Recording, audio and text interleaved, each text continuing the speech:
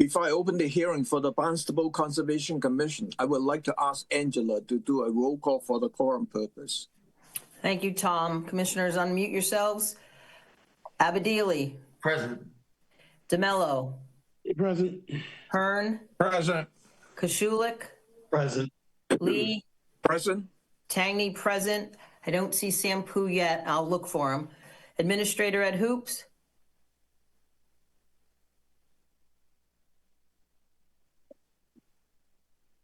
Ed, unmute yourself. Maybe you just walked away a little bit. Staff member Kim Kavanaugh. Present.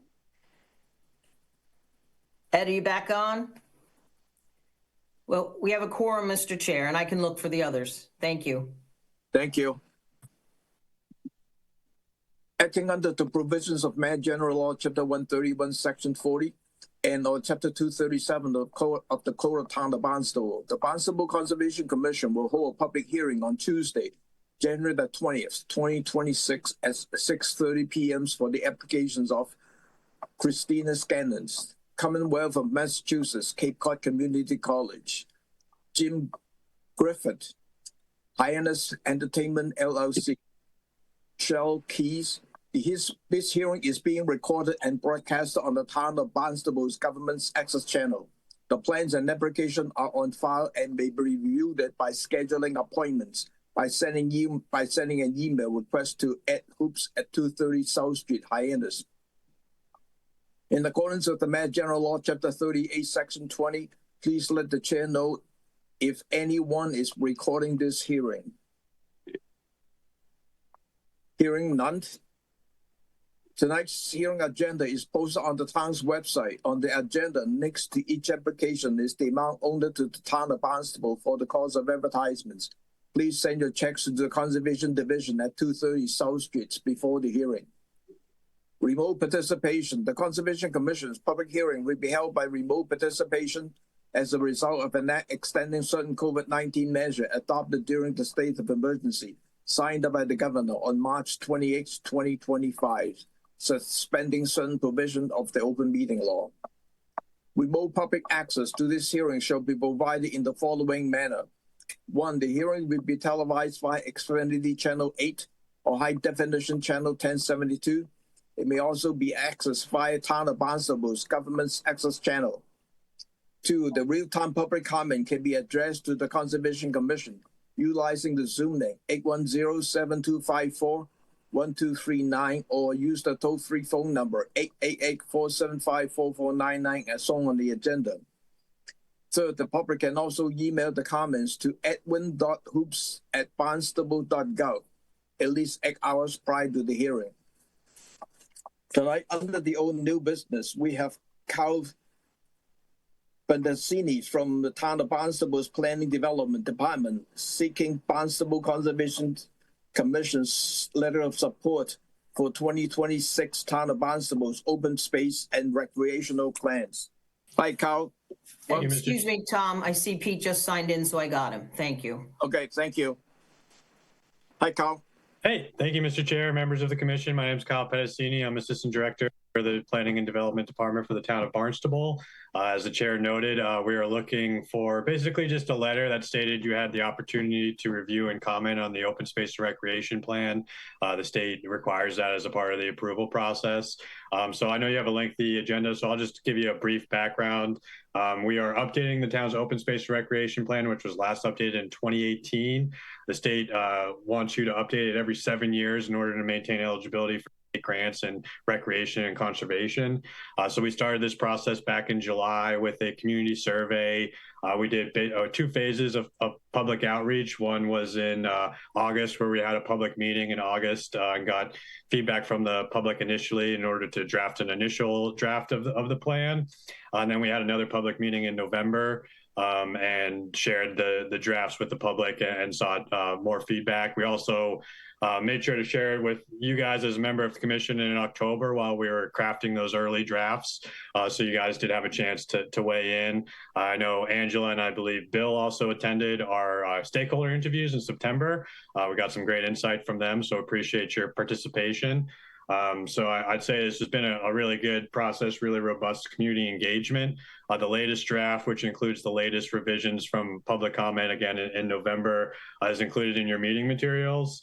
There's 14 goals and 79 objectives that we've identified that we've heard directly from the public as our priorities for open space and recreation for the next 10 years in the town of Barnstable. So we're hoping this serves as a really good blueprint for you guys, for the town council, for entities like the Community Preservation Committee for the next 10 years. So with that, happy to answer any questions. Thank you, Kyle. Thank you, Angela and Bill, to participate in the previous workshops for those plans. Do you guys have any comments? I have one question. Yep, go ahead. I looked at the, I forget how many you said, 79 different objectives, and you identified the various commissions, groups, and whatnot that are going to participate in making it happen. And I noticed that the Conservation Commission was heavily, cited. I think I didn't count them, but call it 20 different activities. And I wondered, how would we go about as a Conservation Commission even doing that? And follow-up question on that is there any potential for extra funding to actually achieve the goals, the 79 or 80 goals that you have? Very good questions. On the second part on funding, we do identify potential funding streams for goals where applicable. A lot of time it just ends up being town operating funds, but there are different grant funds that we try to identify in the plan in the latest draft. We'll make sure to include those as possible funding sources for different things. As to what role the Conservation Commission will have on specific items, I'd have to look at the specific items to see how it would play out. But it's a very good question. It's something we'll all have to kind of tackle together. It's something as a department we can talk to Ed about how exactly these things will be sequenced. But I will say that the Open Space Committee will be charged with basically monitoring progress of the goals. The plan is for them to do an annual review of them to see what we've accomplished, what we haven't, and to produce a report to the basically relevant entities to say this was identified in the plan, this hasn't been accomplished yet, so on and so forth. So it's going to be an iterative process, collaborative. It's a good question. I'd have to look at the specific goals to answer how it would work practically, but it's something that we'll work through as a team, I would say. Okay. No, I agree with you in the sense that because you set that as a goal, but somehow we have to kind of look at it and trying to see how we can accomplish that goal under the open space plans. And yes, this is a document that needed for the states that need that document in order to have some funding source from the state. So this is kind of important document per se. So. And my understanding, excuse me, just for interrupting, is they were in coordination with like Barnstable Land Trust and some of these other things. They weren't singled out just to us. No, right. We were involved with analysis of this and mapping of that and getting engaged in coordination with this one. I'm thinking you could have Brady, working half-time on something like that. I mean, it's like... all good points. Absolutely. You can spend a lot of time to prepare the plan. Yeah. Any other questions from the commissioner? None? Could I have a motions to authorize the chair to sign this letter of support for the 2026 Town of Barnstable's open space and recreational plan? So moved. Yeah. Second. Roll call. Abadili. Aye. DeMello. Aye. Hearn. Aye. Kashulik. Aye. Lee. Aye. Sampu. Aye. Tangney, aye. That's unanimous, Mr. Chair. Thank you. Thank you, Kyle. Thank you very much. Have a great evening. Yep. Thank you, Kyle. We have two RDA this evening. The first one is Christine Scannon's proposed Vista Pruning to view Kettle Hold behind the property at 127 Shell Lane, contoured as shown on Assessors Map 019, Parcel 158. I think Christine is here. Hello, Christine. Yes, I am. Hi. Hi, how are you? Good. Do you want to talk about your project or you just want to take questions? Well, I can talk about the project. I think Pete Childs is here too to help me with this. He put this drawing together for me. I have lived at this property since I built the house in 1989, and from my house, I was able to see the kettle hole in the back. But over years, the trees and bushes have grown, and I wanted to have permission so that I can continue to see some water from my deck and screen porch as designated on this picture. And I just thought that I would come in and ask for permission to cut down some of the overgrown bushes and shrubs that block the view of the kettle hole in the back. Thank you. So this is a standard vista pruning request, Yes, right? yes, So that means that, if Peter is doing the work, then yes, he has to meet with the staff before actually doing the work. correct. Okay. Any question from the commissioner? I'd just like to ask Peter, Peter, are you looking for any variances at all from standard vista pruning, Pete? You're very familiar with it. No, I'm not at all, John, and good to see you. No, this is just basic. It looks like it's been done years ago before Christine, I think, even bought the property, and everything's very overgrown. So I met with Katie from Conservation about 3 weeks ago. Yeah. So she is also giving me some guidance on this, but it's pretty straightforward. Only one view corridor is requested as well. Saw that. Thanks, Pete. Nice to see you again. You too, John. Thank you, Pete. Thank you. Any other question from the commissioner? Seeing none. Channel 18, is there any public comment on this one? Seeing none. None. Could I have a motion to approve this project as a negative determination? So moved. Second. Roll call. Abadili, Aye. DeMello, Aye. Hearn, Aye. Lee, Aye. Kashulik, Aye. Sampu, Aye. and Tangney, aye. That's unanimous, Mr. Chair. Thank you. Okay, Good luck. great. You. Thank you. Second RDA is the Commonwealth of Massachusetts Cape Cod Community College installation of solar canopy structures over existing paved parking lots at 2240 Ioneff Road, Hyannis, as shown on the Census Map 236, parcel 005-B00. Who is that? Stuart? Yes, I'm here, Chairman Lee. Yes, go ahead. Good evening, Stuart Clark with the Green Seal, representing Select Energy, who's developing some more solar canopies out there at the college. There's already 3 of them there, but these are within a jurisdictional area, a portion. Is there a way I can share my screen, Mr. Chairman? Yes. I think this will be easier for me to walk you through it. Share. Yeah, it's coming up. Oh, it's paused. So, okay, can you see that? No. Yeah. Nothing? Let me try one more time. I'm sorry. I apologize. It says you started sharing, but nothing. All right. Do the technical difficulties. Sorry, guys. I don't mean to waste your time. Let me try one more time. Come in. Share. Share screen. Share. All right. Can you see this screen? Not yet. Not yet. Not yet. It just says you started sharing, but there's nothing. Oh, yes. Now you can see it? Yeah. Well, It's something. We see your desktop. look, It's coming. That was scary, wasn't it, Angela? I didn't get to see it. Well, that wasn't scary. Now we can see it. You can see this now? Yep. Yeah. All right, this is a cross section of a solar canopy that we're proposing. There's 2 canopies. There's one in lot 10 and one in lot 11.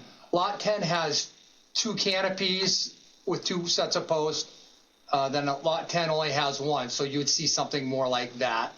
Let me just pop over to the other site plan so I can show you what we're planning to do here. Oh, that was a good one. So this is the existing parking lots, lot 10 here and lot 11 here. There's 2 stormwater ponds or old kelp ponds. I'm not even sure how they were formed, but they're on site and they have standing water in them. I had them flagged by our botanist, and I struck the 100-foot wetland buffers off of them, and you can see them by these dashed lines here. All right, now I'm going to pop up. I'm going to show you where the canopies are going. So the canopies, in order to keep them out, so we don't lose parking spaces, they have to be right at the edge of the parking lot, and then right at the midline of the parking lot. So that's what we have there for the double canopy, and the single canopy is not even in your jurisdiction, just runs down the middle parking lot. 3 of these posts, here, and here, are within the 100-foot buffer zone, but they are in the pavement area. And if I go back to that other one, you can see what, I just wanted to show you this one because we did do a drone flight over there, which gives a little more context. The buildings, the loop road, the parking areas, the ponds, and the ball fields out back. But let's get rid of this one, go back to high school. And if I go to the next screen, all the electric is going to run under the canopy and drop down in this location and run over to the LaRosso building, which is over here, where there'll be a transformer and it'll tie into the electrical system. So that's all the trenching and pavement work there is going to be outside of your jurisdiction also. It's just these 3 little posts over here that will be in your jurisdiction. And if you look at them, typically this is a shown with the spread footing here. Typically we don't do spread footings. This is the only one I have. This is from a plan for Falmouth High School. But typically we just use a 3-foot diameter pier that goes down probably 8 to 10 feet.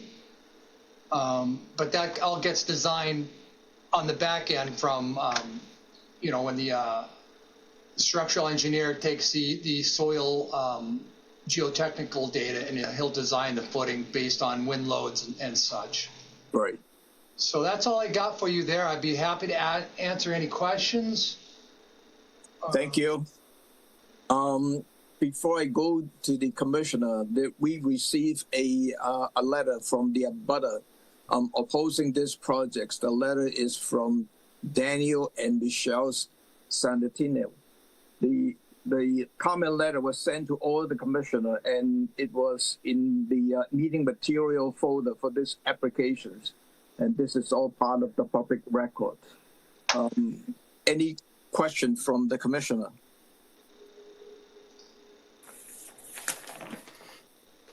Seeing none?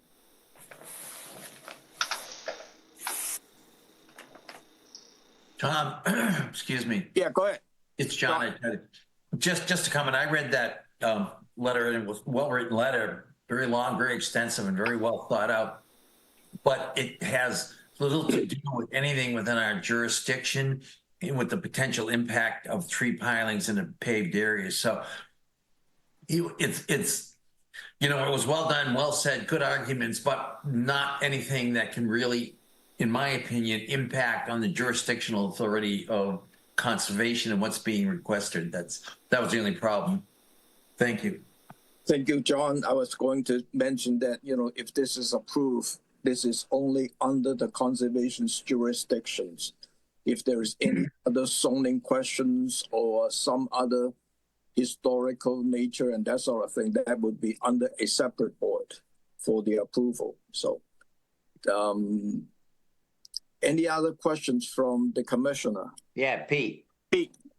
And that is why I'm glad actually having Commissioner Abadili as our lawyer. I'm thrilled to have him as a fellow commissioner so he can address this kind of issue. Thank you, John. Yeah, Tom, put that, Kim, write that down somewhere, will you? I don't get a compliment from him very often. Thank you, Peter. I'll make sure that's in the minutes. Yeah, highlight it. Any other question from the commissioner? Channel 18, any public comment? I can see Ed's hand is up. Yeah, go ahead, Ed, if you could unmute. Unmute yourself, Ed. Yeah. I'm Ed Burton. I'm a butter to the project, and I understand your limited jurisdiction, but I grew up in this neighborhood, this house I grew up in, so I'm well aware of this neighborhood, and probably not in your jurisdiction. My only concern, and I talked with my cousin Bob, who's also a butter, that the noise during construction, because I've been involved with the community college, with the Academy for Lifelong Learning on the community college for many years. I've taken several classes related to climate change. I understand the greenhouse effect, rising sea levels, and why current warming is far more rapid than historical natural cycles. The scientific consensus remains absolute. Climate change is a present-day operational reality, not a theoretical risk. The scientific consensus remains firm that human-induced climate change is a very serious problem requiring urgent and immediate action to avoid catastrophic tipping points. Since I'm aware there's already multiple canopies over the parking lots, and I go to the community college a lot, and I live near the community college. I've not noticed any impact. And talking to many people at the college, Academy for Lifelong Learning, we wondered why this project hasn't been done sooner. And I understand the tension. The reason why I wasn't going to speak up, except my butter had the opposite. I understand the number one opposition to solar energy to climate claims is not in my backyard. NIMBY opposition is the number one problem. I don't see any big negative impacts by the project. The benefit exceed the negative impact, in my mind, by the billions. It's not a close call. So that's my community college has been a good neighbor. I've been there almost since the beginning. I mean, I was there. I played in these woods as a kid, so I know these woods. For instance, on the ponds you're talking about, they were created during construction. So that's my knowledge. I know that area very well. But my passion for climate change deals with the reality of it. So I thought I'd have to speak up. I understand the limits of your jurisdiction, but I just didn't understand the opposition. I thought it was a brain dead project. Thank you, Ed. Kim, do you need Ed's address? Yes, please.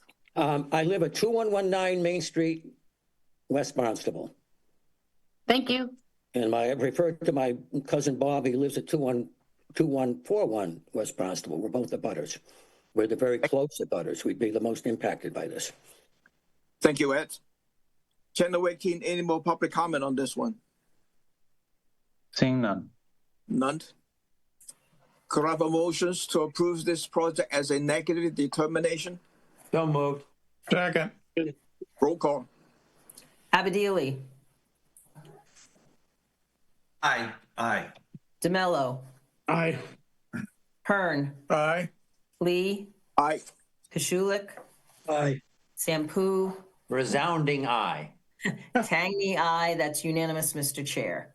Thank you. Good I luck. appreciate your help. Thank you. Thank you. We have two NOIs tonight.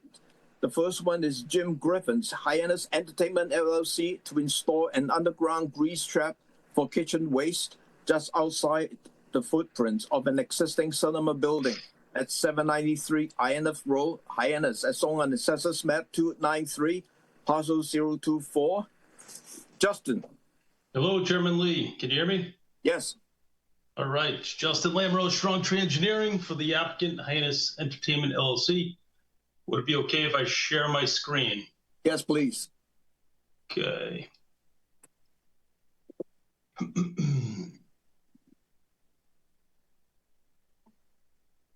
We see that? Yes. Okay, so this is the Cape Cod Mall, the old Regal building, which is being renovated by the applicant. So this is the cinema building here. The project is located in the fire lane, which is right adjacent to the building. And this is the stormwater slash wetland that we're looking at today. Just to further situate us here, this is the front door of the Regal Cinemas. This is the grease trap that we're proposing to install outside the building. We staked it in the field before the hearing, so there'll be a new designated sewer line from the kitchen to a grease trap located within the fire lane. This is the fire lane here, and then we're connecting to the existing sewer with the sewer manhole in the bottom left corner.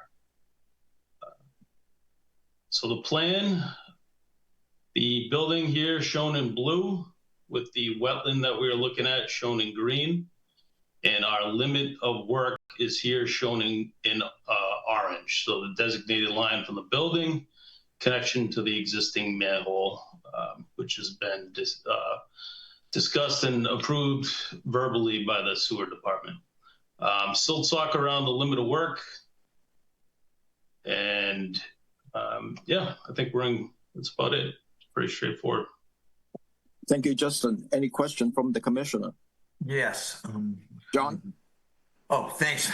Quicker than I can raise my hand here. Grease traps. You've gone, what did I read? You're going up to what, a 10,000 gallon, is that right? 8,000. 8,000? 8,000, correct, yeah. Okay, well, and I don't know much about them, so I apologize for my ignorance, but can you describe, I mean, do they have a leak? Do you dike them? I don't know anything about them, so a little explanation of how that grease trap works would help me at least. I would appreciate it.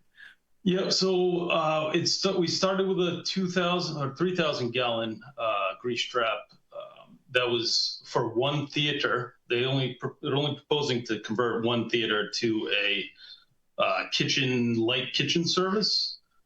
After reviewing that with the town, they recommended upsizing it for future expansion if possible. So the grease trap itself is to collect kitchen grease before it gets into the sewer, so it'll be pumped,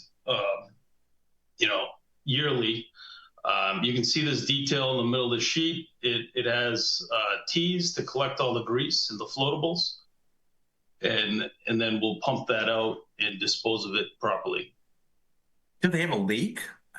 Again, excuse me, I don't know. This is all to accommodate they want to do a cabaret, one of the theaters that they purchased this from Regal, and they're going to have one of the theaters will be either live performances and light kitchen service. Yeah.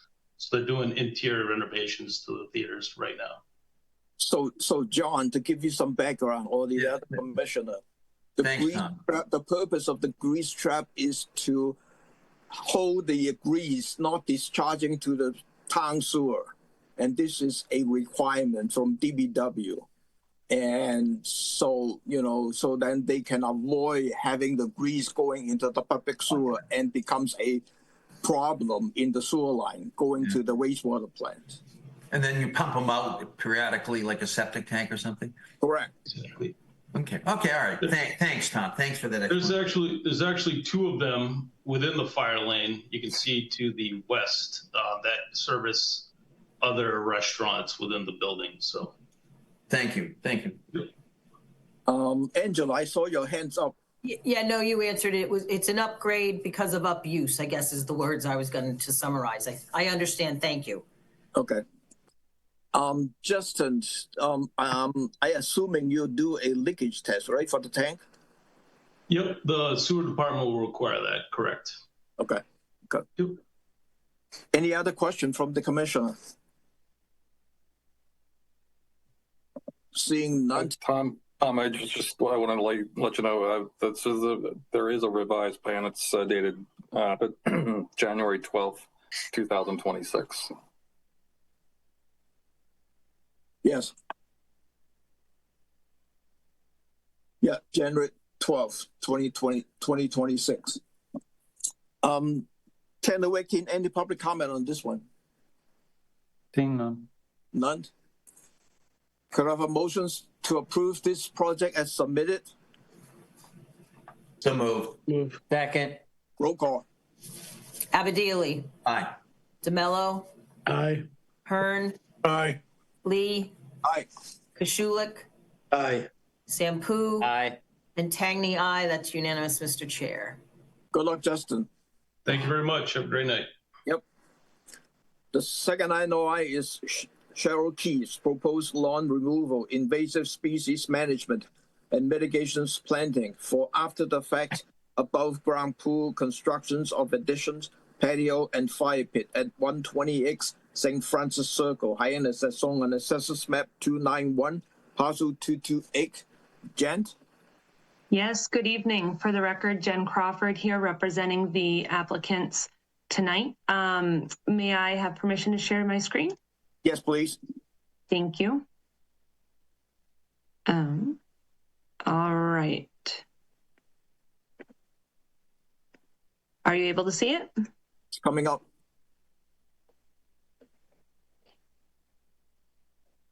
Good? No. Oh, yeah, Yep. now. Yes. Excellent. Thank you. We have filed an after the fact notice of intent on behalf of the owners of 128 St. Francis Circle in Hyannis. The property, as you can see from the aerial photo on the screen, is in a densely populated area with this particular parcel sitting on a small pond alongside neighboring properties. The resource areas on the property include the pond itself, which is shown in light blue on the plan on the screen, as well as the associated BVW, which is the darker green line, and then the buffer zones shown in the red and blue dashed lines. And you can also see that the buffer zones extend almost completely across the property to the street, with the existing home sitting in that 50 to 100 foot buffer zone. The home has been owned and lived in by this same owner for the past 10 years. It recently became a multi-generational household. So with 3 generations, with 2 young children living in the house, a little additional room was very quickly a necessity for this family.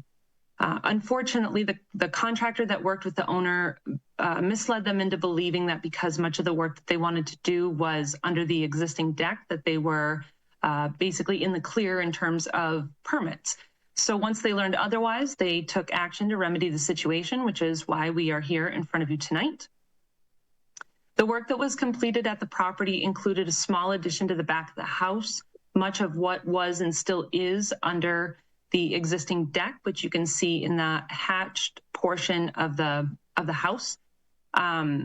The addition, with the exception of 2 very small clipped corners, so to speak, is still outside of the 50-foot buffer.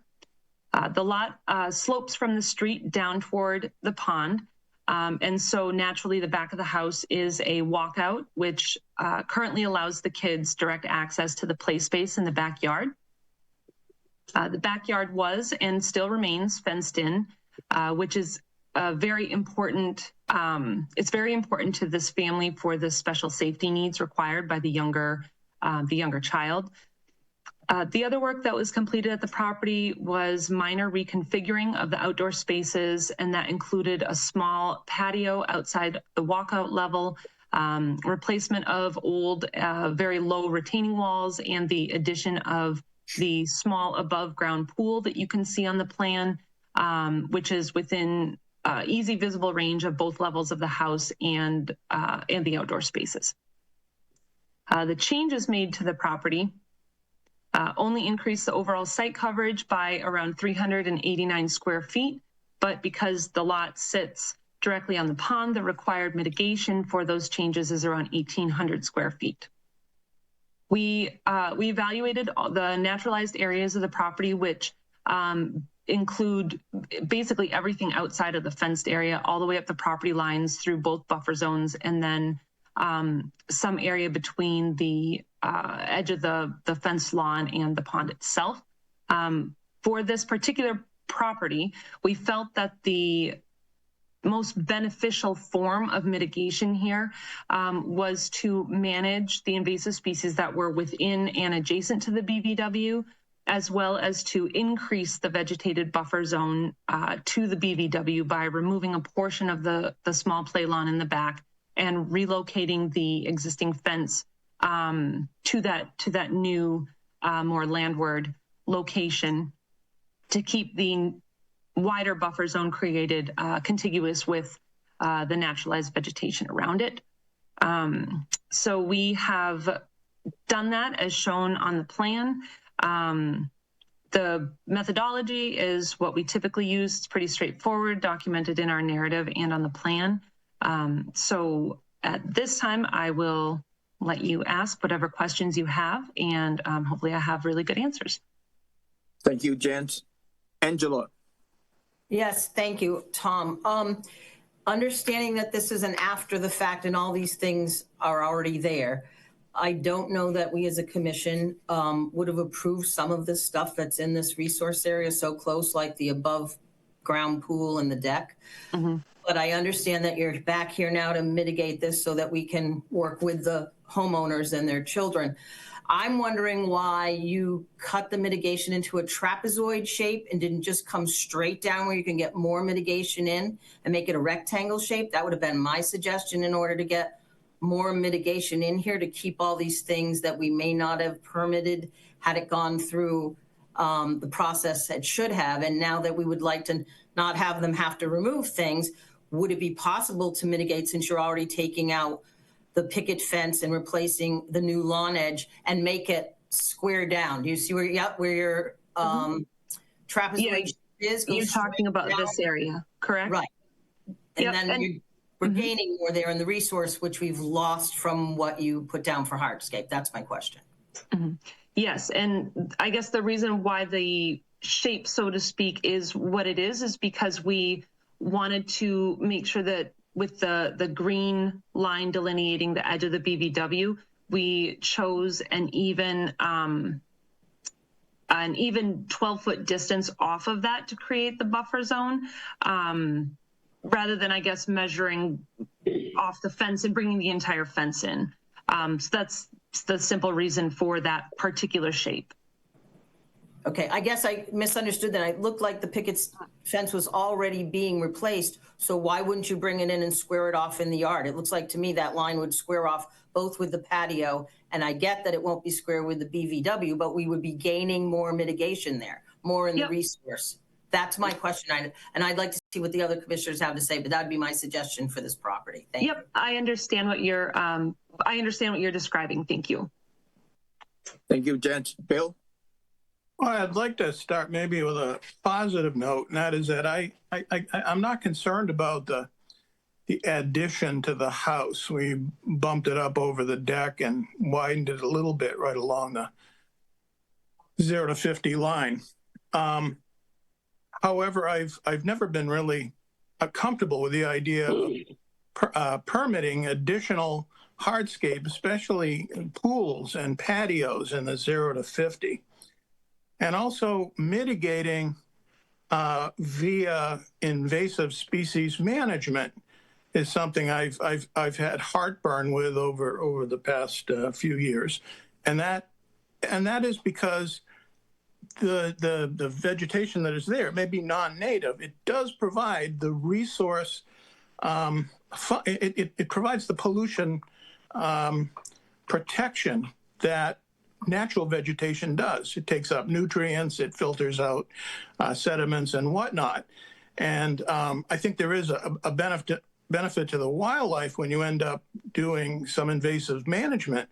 But at the end of the day, in like 20, 30 years, who knows, it could end up going back to the original invasive species and whatnot. But you end up with hardscape that gets grandfathered. So the idea of getting like a one-to-one credit, if you will, for invasive management, I have a problem with. And in this case, we have a pool that you're asking to permit. And you know, I will tell you that we don't, we as a commission, we typically push back strongly on pools in the 0 to 50. But now you have one and you're looking to get a permit. I guess I feel like it's an insufficient mitigation package, especially with a pool there. It's only invasive management. And I feel like there's, you know, you're ultimately, in terms of numbers, the mitigation ratios are calculated, and you basically provide only what is, you know, minimally allowed, plus or minus 20 or whatever. And yet you're putting in a pool, something we wouldn't normally do, and a patio. I feel like I would recommend one of two things: substantially increase the new mitigation area. In other words, you've got this meadow in here. I think it's 357 square feet. I put in another 400 square feet, have that area, and bump it out towards the house. Either that or remove the pool. That's kind of where I'm coming from. I really think there has to be a lot more mitigation before I can support this project. Thank you. Through the chair, may I respond to some of the commissioner's concerns? Sure, go ahead. Thank you. So I definitely understand what you're saying, and I also know that this commission traditionally wants to see lawn reduction in the form of mitigation for activities. I completely understand that. I know your commission very well. In this particular case, with the areas along the property lines already naturalized, in order to mitigate fully with lawn removal, there would be no backyard here left for this family to enjoy. And given that it is a very small lot in a very small house in a very densely populated neighborhood, I guess I'm asking for the commissioners to provide some leniency with this particular case, simply because this isn't a project that a lot of us are used to working on and working with, where we have very, very large lots, very, very large homes. We have, you know, on coastal resource areas, the pool that you see here is around 12 feet wide is all, and it's an above ground pool. It's not a permanent structure even. It's not a poured concrete in-ground pool situation like we are more often used to dealing with. This is a very small outdoor feature that was added, albeit without a permit, but was added because in this particular situation with this family, it is a way that they can provide. It's a way that they can provide a safe place for these kids to play, especially during the summer. So I just wanted to make that point, that this isn't an in-ground pool. It's, like I said, it's a very relatively really small above ground structure in this case. Thank you, Dan. Thank you. Tom, could I respond to that? Sure. In terms of what I'm suggesting, I suggested either remove the pool or that the new mitigation zone. You have that strip that has the tight hatch. An area approximately of that size, you could fit in that backyard. You could make that essentially, twice as much area. Yes, you would lose yard. There's no question you'd lose yard. The homeowner in exchange ends up having a patio. You're suggesting something of that nature. Either that or over, you could tilt it. You don't even have to come that close to the pool. In other words, you could bring it, I would put it at an angle and go. Come down at the 12-foot line. In other words, you kind of go there, and then at the top line, spin that one out, if you will.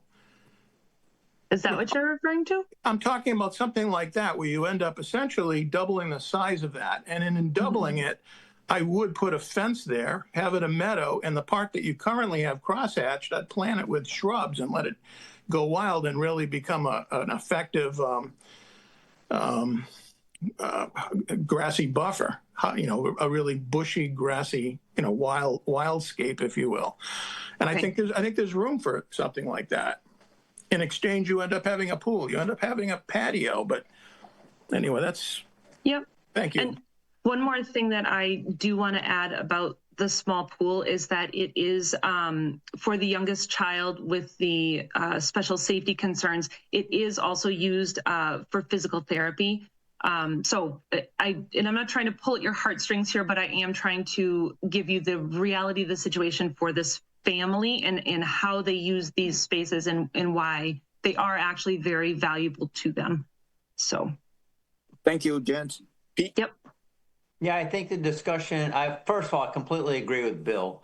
And I think the discussion that followed, where Ms. Crawford has that new blue line expanding the original extra mitigation, that makes me happy. The other question I have, please, Ms. Crawford, is, and again, I don't know if this is going to make a difference to other commissioners, if it's an above ground pool, it's easily moved, right?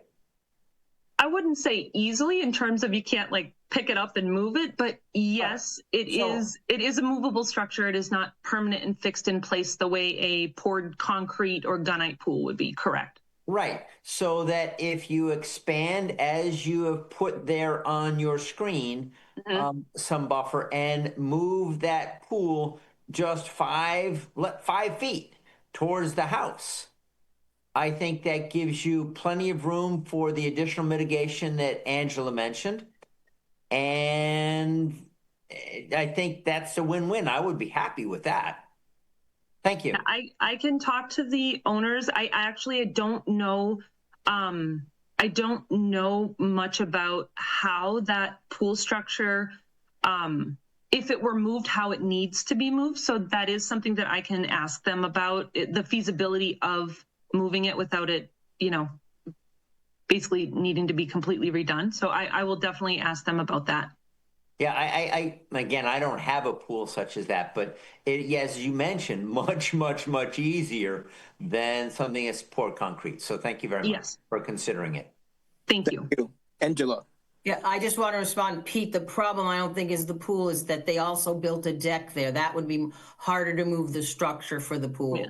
The pool could be moved 5 feet. The deck cannot be easily. And that's why I think I was trying to get more mitigation without having to move any of the structures that are already there. So hold a second here. So the deck is already over the top of the edge of the pool? It's not, yes, it's like an eighth around it, like a pie. Yeah. It's got it. It's in these pictures here, if my screen flipped, you can see the pool structure and the set of stairs to get into it. It's hard to pull it the direction we'd want it landward because of that structure. Thank you. Okay. So if you go back to the original there, so actually as you're looking at that portion is rather big from the southwest corner of the house. I'm sorry, the patio is rather big from the southwest corner of the house, correct? Just outline the patio for me with your marker. Yep.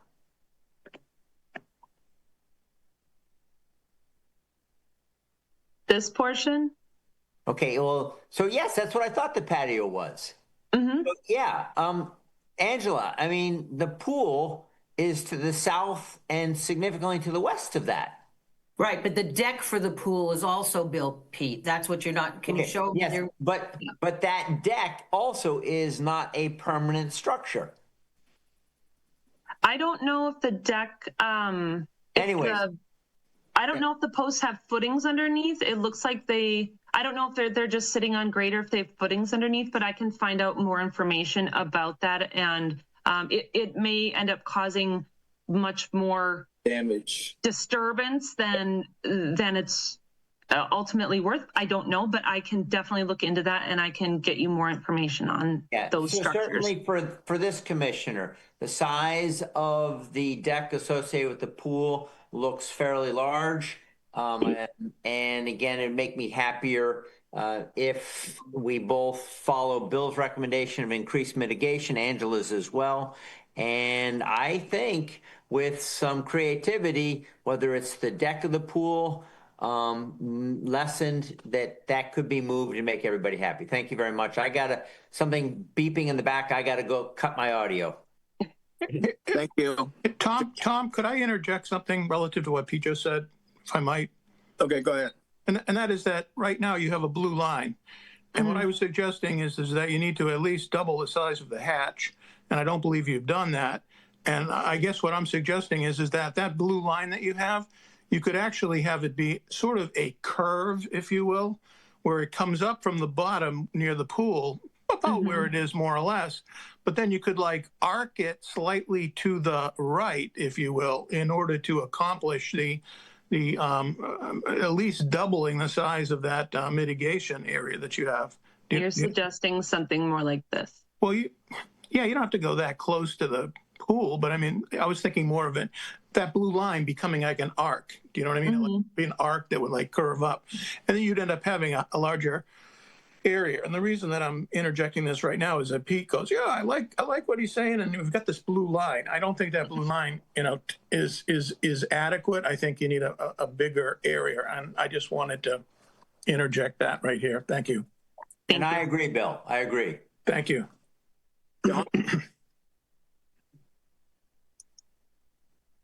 Tom. Yeah. Tom Jeffrey.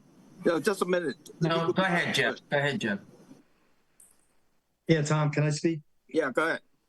Yeah, for putting aside all the times that we review applicants, projects that have 3 to 5 foot incursions and the lengthy details about how we try to protect any part of the 50-foot intrusion. This isn't even close. And you've got the pool and the deck, that neither one of those are difficult moves.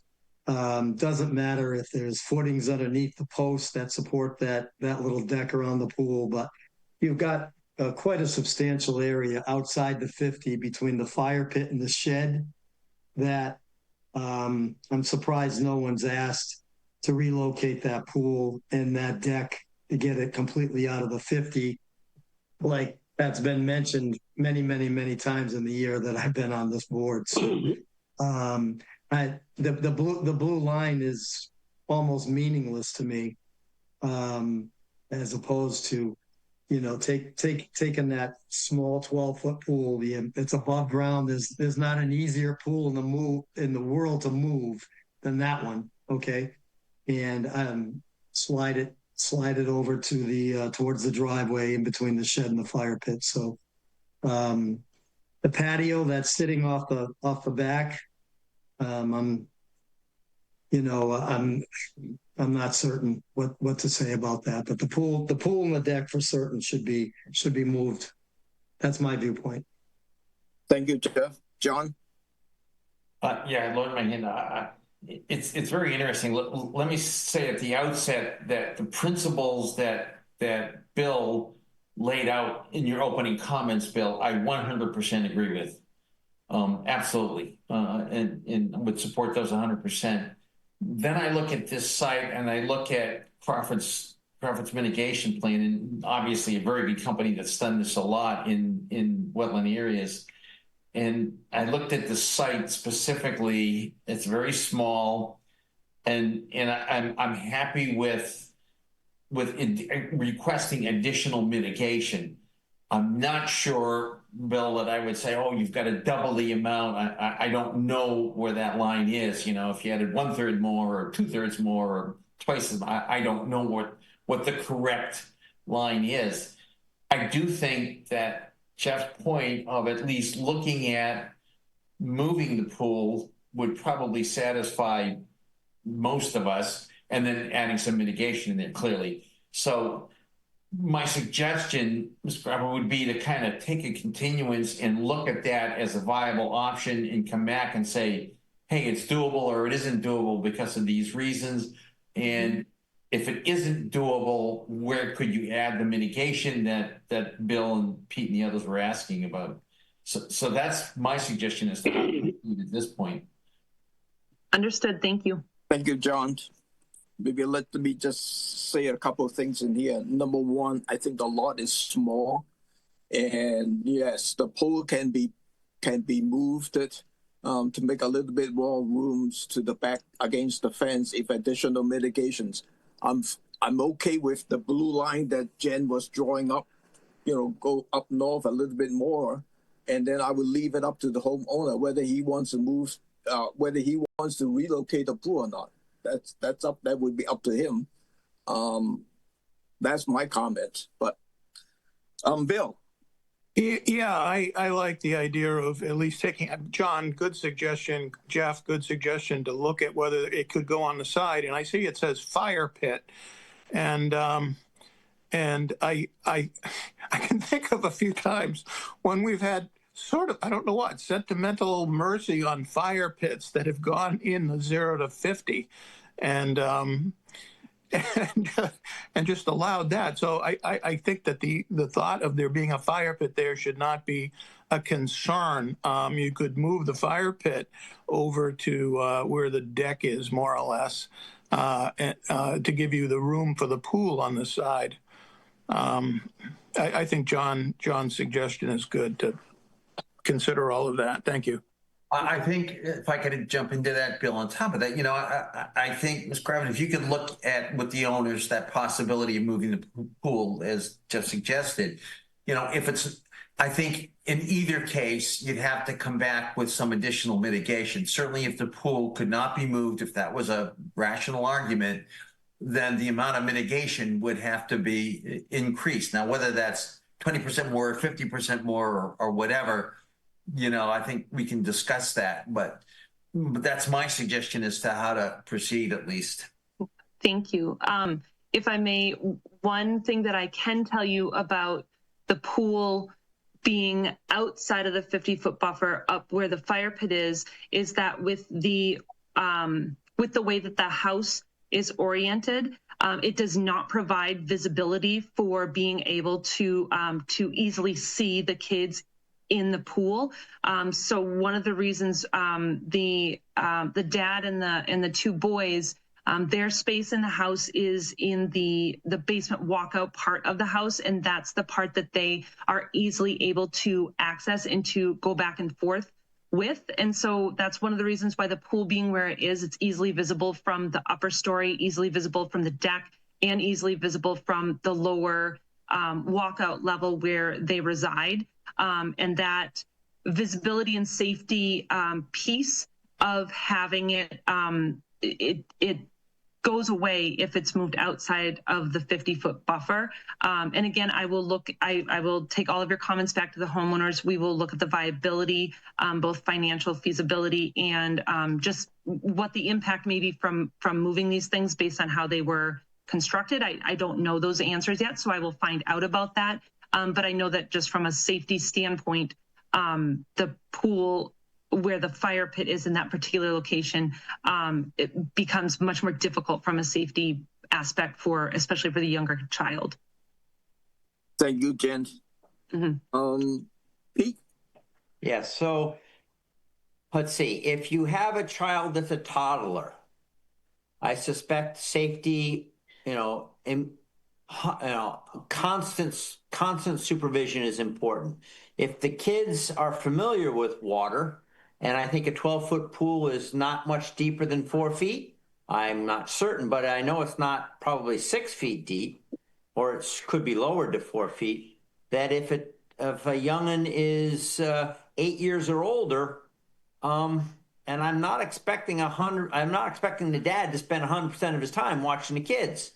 So the safety concern, if the kids are 9 years old or older, or certainly not toddlers, I'm less accepting of that safety concern for the placement of that pool. Thank you. This particular child is disabled with special needs, so it has much less to do with an age standpoint.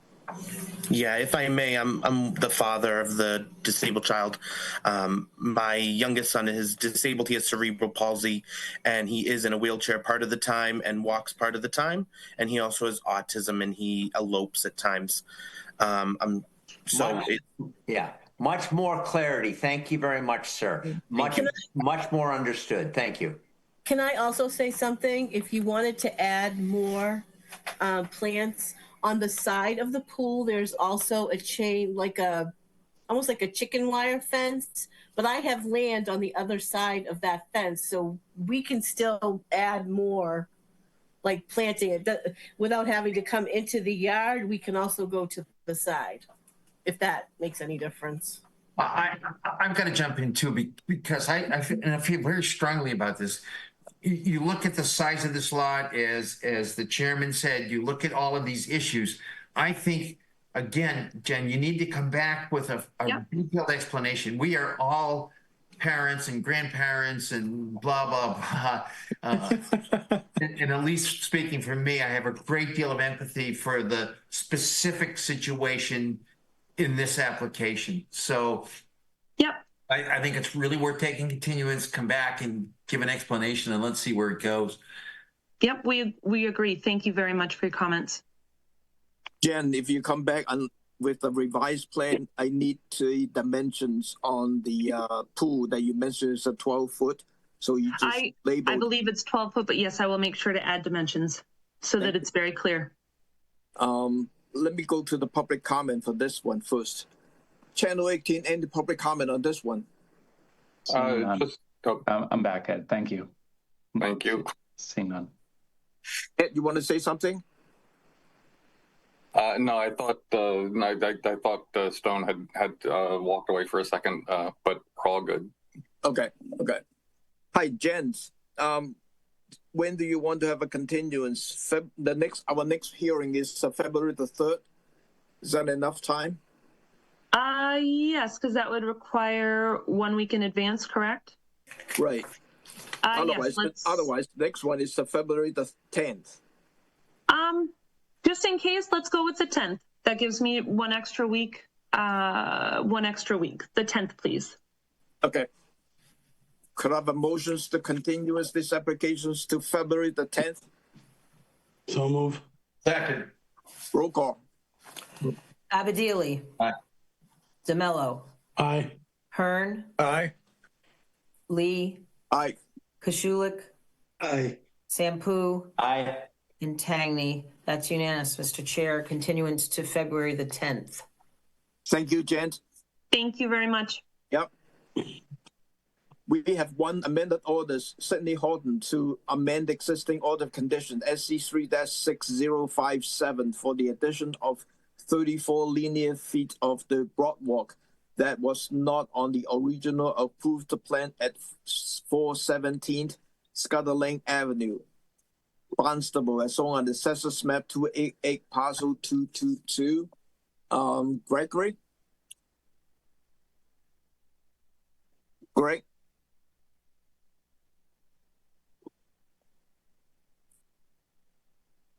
Is Gregory with us?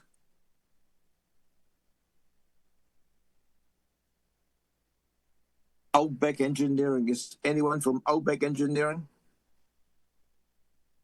Sydney Horton's here, the owner, to represent myself.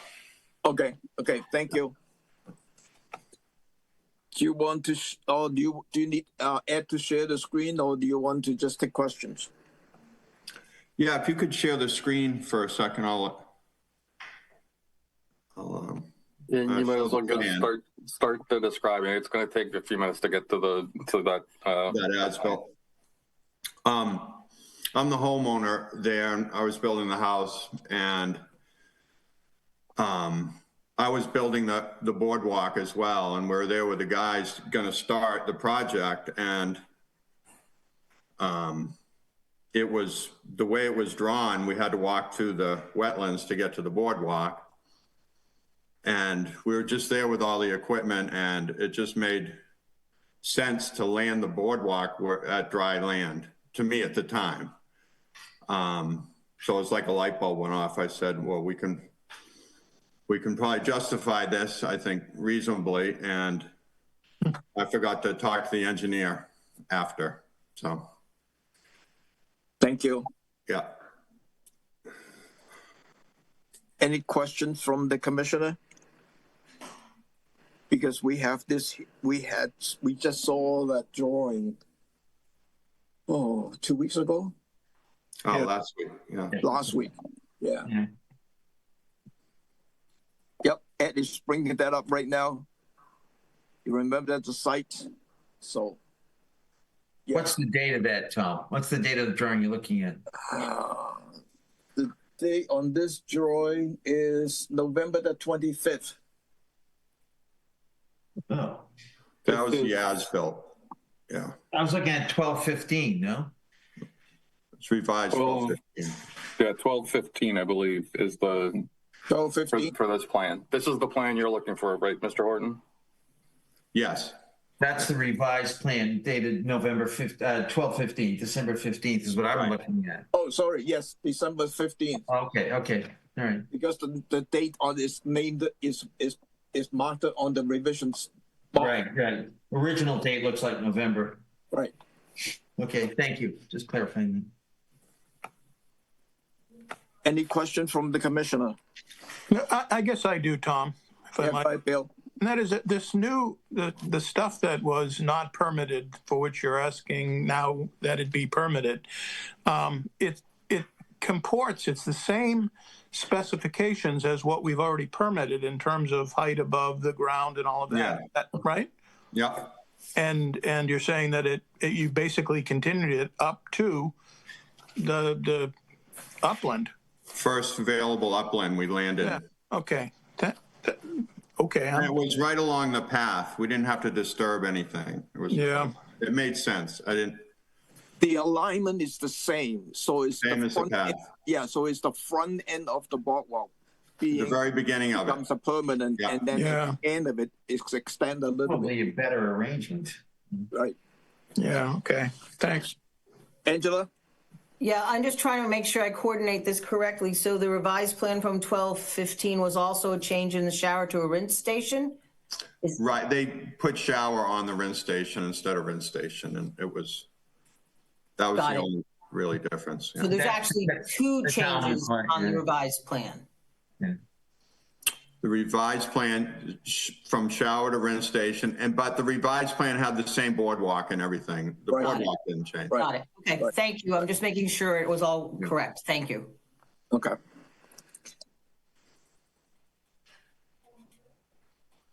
Any public comment on this one? Amended orders.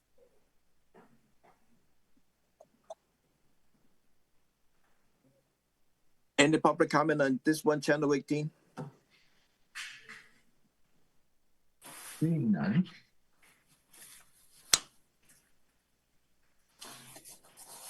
I think Stone may step out a little bit. Could I have a motion to approve this order, this amended orders as submitted? So moved. Second. Roll call. Abadili. Aye. DeMello. Aye. Hearn. Aye. Lee. Aye. Koshulik. Aye. Sampu. Aye. And Tangney, aye. That's unanimous, Mr. Chair. Thank you. Good luck. Thank you, commissioners. Yep. We have two continuances. The first one is Stephen and Bernice Tuxinger to construct a seasonal dock and replace stairs and retaining wall at 1017 West Main Street, Sanderville, as shown on Assessors Map 229, parcel 060. And this is a continuance from December the 16th and January the 6th. And we are waiting for the NHSP letter. Ed, did we get the letter or no? I just looked. It does not appear as though we've gotten it. I haven't gotten it in my email. Jeez. We have not received the letter, and they were going to request a continuance if they did not receive it today, but I never received the continuance request either. But we need the continuance for this, waiting for this NHSP letter. Somebody here to speak for them, Ed? I just was looking there. I don't see anybody. Is anybody here for Tucson? 1017. Roy. It's the Roy. No, he's not here. Don't we, Tom or Ed, don't we need to have the applicant request a continuance, or can we just grant it without a request? I Kind of uncomfortable with that one. Right. Is it tabled then? Maybe I don't think you have any choice at this point. I mean, you're still waiting on a natural heritage endangered species letter and comment. So, are you suggesting it be tabled like Angela suggested, Ed? Is that your thinking? yeah, we can't we can't really continue it. You know, there's no mechanism for us to continue it in that means. But I think if we tabled it, given the circumstance, that's all we can do. I mean, we even if you heard it tonight, you wouldn't be able to issue anything because you're still waiting for natural heritage. So right, but and there's Miss Wilson, help us. I believe that the commission has the right to continue for lack of information as long as the continuance is within 21 days of the hearing date. So if you had a continuance to tonight, you have another 21 days to work on this anyway. So if you continued it to your next meeting, I believe you would be within your rights. Can we, I know that if there's a lack of, sufficient filing information, dismiss it, but can we continue it, Arlene, under that same standard? Yes, you can continue without permission of the applicant. But we need to follow up with the applicant to have that waiver form for the continuous. So let's do the could I have a motion to continue this applications to February the 3rd? So moved. Second. Roll call. Abadili. Aye. DeMello. Aye.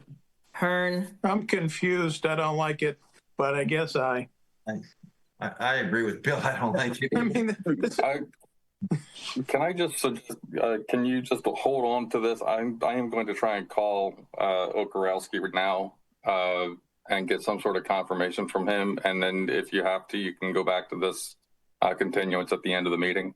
Then I'd suggest the motion be withdrawn while Ed does his homework. Yep, that's fine. I can wait. The motion. Yep. No, we've got to hold a little bit and we'll go to the next one and then we'll come back. Yeah. The motion has to be withdrawn, Tom, just formally. So I'll withdraw the motion. Thank you. Yeah. Thank you. So let me go to the next one is the AFT Austinville LLC to demolish the existing single-family dwelling and construct a new dwelling with pool and also associated premises at 22 Manor Way, Austinville, as shown on the Assessors Map 116, Parcel 128. This is a continuance from January the 6th. John. Good evening, John O'Day from Sullivan Engineering Consulting. Also here in the meeting room this evening are the applicants, as well as Mike Kutu from Sudbury Design. I'll work on pulling up the information for you all. I'd like to start by just expressing our appreciation again for allowing us to have a little bit of a conversation at your last meeting, understanding how long of a meeting that was. As was described, our project is proposed to demolish an existing dwelling and redevelop the site. As we pointed out last time, it was brought to our attention that there is an isolated wetland on a portion of the golf course behind us. This is a town of Barnstable only isolated wetland. It is not under state jurisdiction. There are no performance standards. There are no interests associated with it. It's a wetland only because it has never been managed by the golf course in terms of its proximity to groundwater and actually being damp or wet. It's no more or less than the elevation of the fairway that's right adjacent to it. Nevertheless, at the last meeting, it was suggested that perhaps we could make some tweaks to the plan. This is to demolish, construct a new dwelling, and a pool area. The dwelling is totally outside of the 100 feet from that isolated wetland. The pool, as proposed, was partially within it. And we have submitted a revised plan where we trimmed up the pool and the patio area, increased that separation by about 6 feet, sorry, essentially getting the pool out of the 50-foot buffer. We have also offered kind of a restoration area along the rear of the property of native plantings, which we think will be an improvement to that buffer, whatever it may be buffering. But I think with that, since we did have an opportunity last meeting to kind of introduce you to the project, and I think that the changes that were made to the plan were responsive to the comments that we were able to get, would just be happy to answer any questions that you may have at this time. Thank you. The revised plan is dated January the 12th. I think, John has kind of answering all our question from the last time. Any question from the commissioner? Yeah. Pete? So while I wasn't on my hands and knees, I was darn close to that as I went to the very, very center of that isolated wetland. And I also explored the woodlands and the buffer area around that wetland on all sides. It is at a lower elevation than the surrounding fairway. My experience as a biologist and one who has certified vernal pools for the state of Massachusetts, while it is the time of year where one might not expect a vernal pool, I do suspect there is up to 12 inches of water in the center of that wetland in March and April of most years. However, the revised plan in front of us is addressing a further setback. The one question that I sort of have for the applicant's agent, as I thought about how much of this plot is being developed, is I noticed that the driveway or the paved area is almost the same size as the house. And I'm wondering, is that because they want a basketball court there? The house that's being proposed is significantly further to the east on this plot. And so that pushes essentially the septic tank, the patio, the pool, etc., closer to this wetland, which could be a vernal pool. Is the size of that tarmac paved area necessary to be as big as it is? I'd like for John to comment on that. Will do. I need to check one thing. I guess the starting point of the parking court, it's also just sort of important to note that our garage is at 20 feet off the street, or 22, where the required zoning setbacks to the street lines are 20 feet. So we have kind of tried to keep ourselves as snug to the street as possible. This is it's a center entrance and provides spaces for 2+ cars on each side with enough room to actually kind of back out of each space. It was not designed to be the size of a basketball court or a sports court or anything like that. It was just, providing maneuverability out of a handful of spaces. Okay, so John, as I look very closely and thought about this plan, you have a sort of stepped area between the garage and the house. Is there, in the design of that house and the walkway between the garage and the house, do you need that full length, or could you take 5 feet off of that connection and just push the house 5 feet closer to Manor Way? That's my question. We're also working against grades and flood zone elevations here. So we have to, by codes, elevate the floor of this house feet above what the existing conditions are. And I think it's probably somewhere in the range of 4 or 5 feet above what the roadway is. And so that is what some of, this space is in here, is transitioning from that parking driveway, which has to basically be at the street level, up to what we're required to make our floor at, because we are in a flood zone. Yes. But again,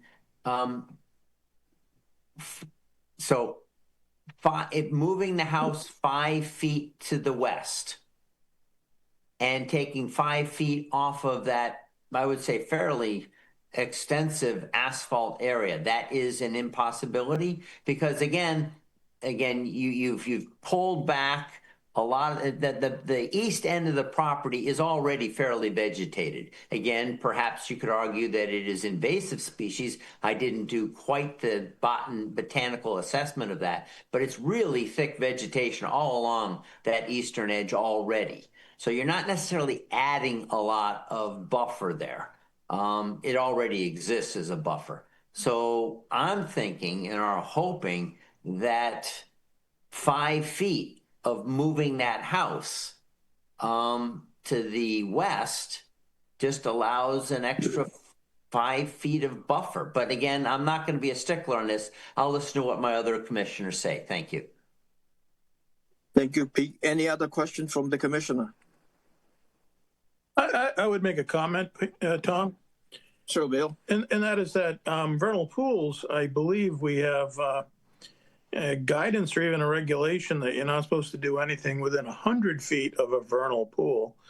That was a fairly significant, regulation or whatnot for vernal pools. I don't have it in front of me, and I was surprised to hear what Pete said. But I want to correct here, Bill.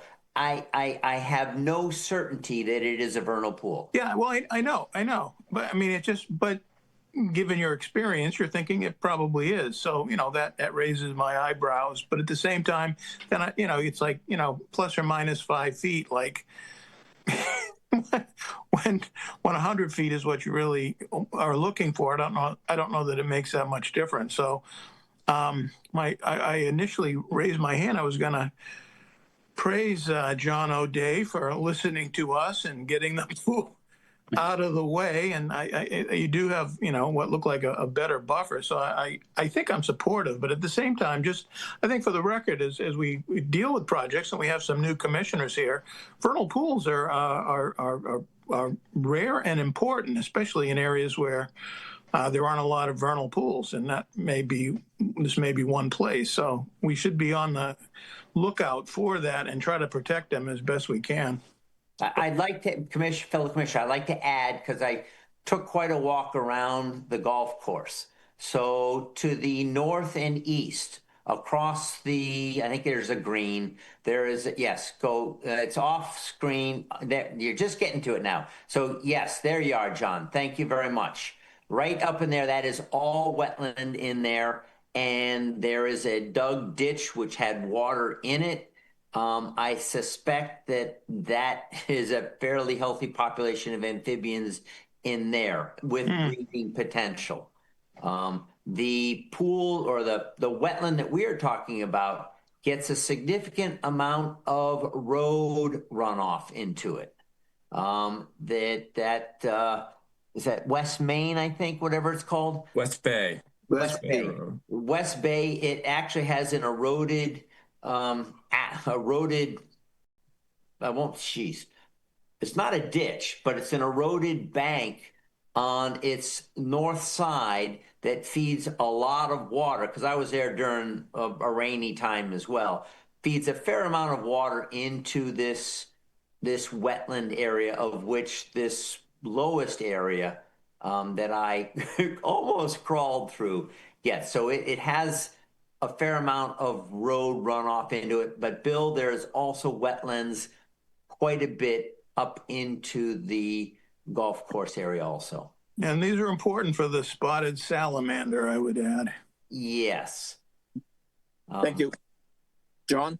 Yeah, given, if I go back to our last conversation, given the nature of this body of water that is within the jurisdiction that we're looking at, given what else is available on that golf course, given John's revised plan and the mitigation being offered or the plantings being offered, I just think this is easily approvable, Pete. I really do. Yeah, I agree. And then I appreciate that. I just, Pete, for you crawling all the way into the center of it, yeah, good for you. I did not want cool. to. Yeah, I'm cool with my other commissioners saying that too. Yeah. Yeah, I'm good with this revised plan as well. I agree with John. Thank you. No, I'm good with this revised plan as well too. So, Channel 18, any public comment on this one? Seeing none. Could I have a motion to approve this project with the revised plans dated January the 12th? So moved. Second. Roll call. Abadili. Aye. DeMello. Aye. Hearn. Aye. Lee. Aye. Kashulik. Aye. Sampu. Abstain. Tangney, aye. That's 6 of us that passes. Thank you. Thank you very much again, everybody. Yep. Ed, have you got a chance to talk to Roy? I just got an email requesting a continuance from him. Yay. Yay. What's the date? February the 3rd? February 3rd. Okay. So going back to the first continuance, could I have a motion to continue that applications to February the 3rd? So moved. Second. Roll call. Abadili. Aye. DeMello. Aye. Hearn. Aye. Lee. Aye. Kashulik. Aye. Sampu. Aye.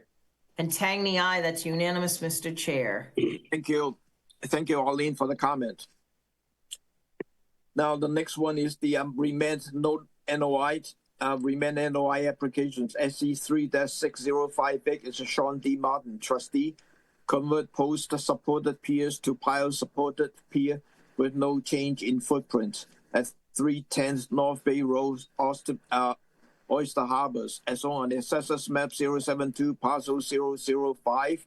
This is a continuance from December the 9th. And the question was the Cumulative impact, Tom. Yeah, the cumulative impact, and have a discussions with Ed to go through a further analysis. The quorum is everyone except Jeff. Arlene? Good evening, Arlene Wilson, A.M. Wilson Associates for the Martins, here with Attorney Brian Wall. After the last meeting, we had a meeting with your administrator, Ed Hoops, to set the parameters of the cumulative impact study. And let's see if I can share my screen. So this is, very quickly, this is the site, the existing pier and its walkway.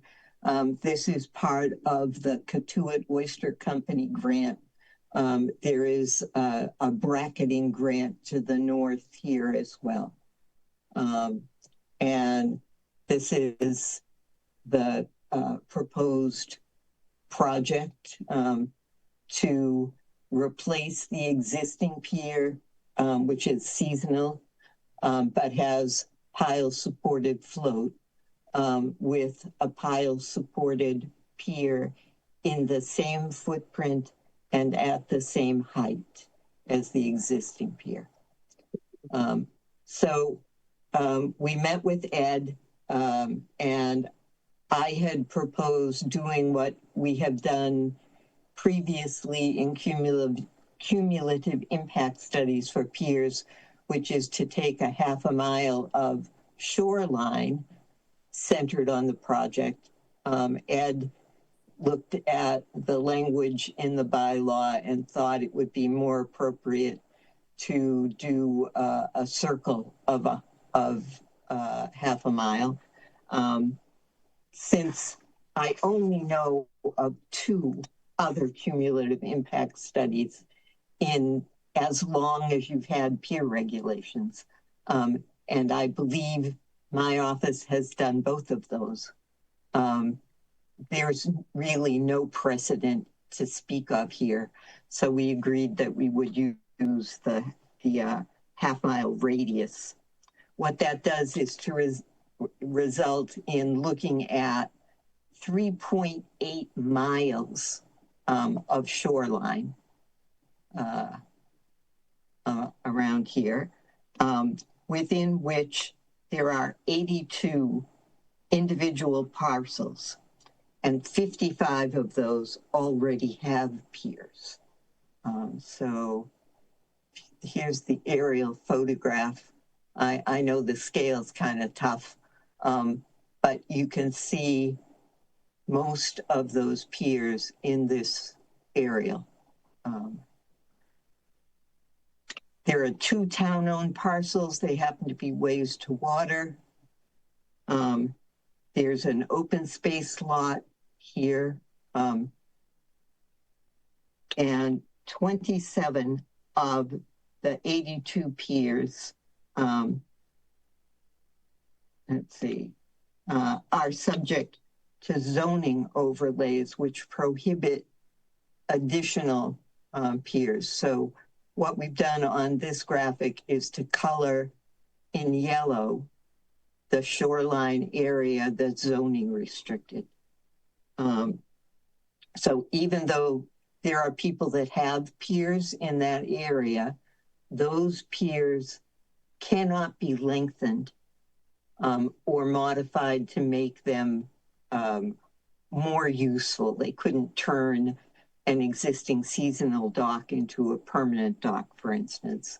And the lots that have no piers now cannot get new piers. I would contend that based on the zoning, it would take a variance from the Zoning Board of Appeals to do that in the almost 18 years since those zoning regulations have been in effect. My understanding is that there have been 2 applications for variances. They're both on the Cotuit Shore, and they have been denied. I also believe that a zoning variance is a prior obtainable local permit under the wetland statute, and therefore the applicant would have to go to the ZBA first. They can't get it from the ZBA. You don't ever get to see it, I believe. So there are 16 lots where owners could apply for new piers. Those are the lots that are not colored at all. They're all on either the Oyster Harbors or the Little Island shoreline. There are also, there are 8 of those lots. There are also 8 lots where there are seasonal piers, which could have requests to convert to permanent piers. What we did to try and figure out what that impact would be is to develop a theoretical pier design for a pier that was 100 feet long. That's the maximum allowed by your regulations. There are a number of these properties, like this one, for instance, where the shoreline is less than 200 feet, and consequently, they could not develop a 100-foot long pier without a variance or a waiver from your regulations, but just to simplify this and to take the absolute worst case scenario we could think of, we assumed that they would have a 100-foot pier and that there was an average of 20 feet of intertidal zone. So the piers would actually be 120 feet long from high water out to the end. That they would have 12-inch diameter piles with a bent spacing of 14 feet, which is pretty standard now for a permanent pier. And that results in 14.22 square feet of bottom usurpation per pier, or 228 square feet of total bottom displacement for every one of the lots that either would have a new pier or a converted pier.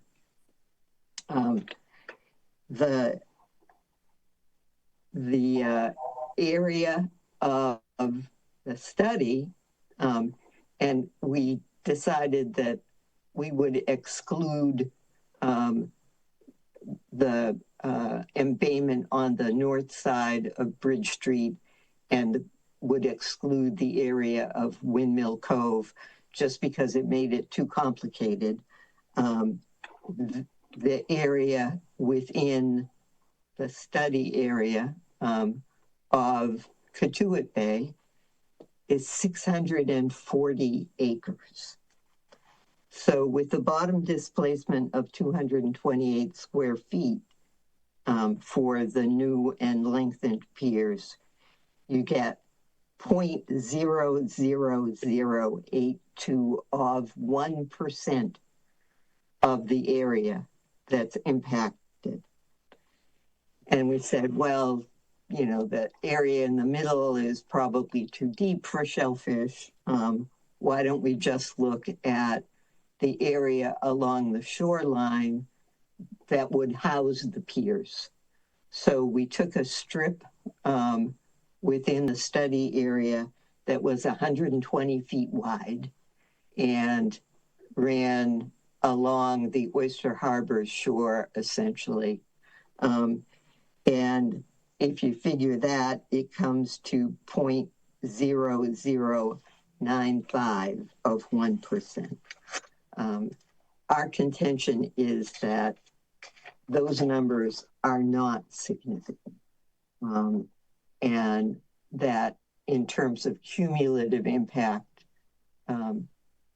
the project at 310 North Bay Road to convert the existing seasonal pier to a permanent pier does not have a significant cumulative impact. I'd be happy to try and answer questions that the commission might have. Thank you, Arlene. Any question from the commissioner? Comment. John? Yeah, thank you, Tom. Arlene, first of all, and I sat down a little bit with Ed.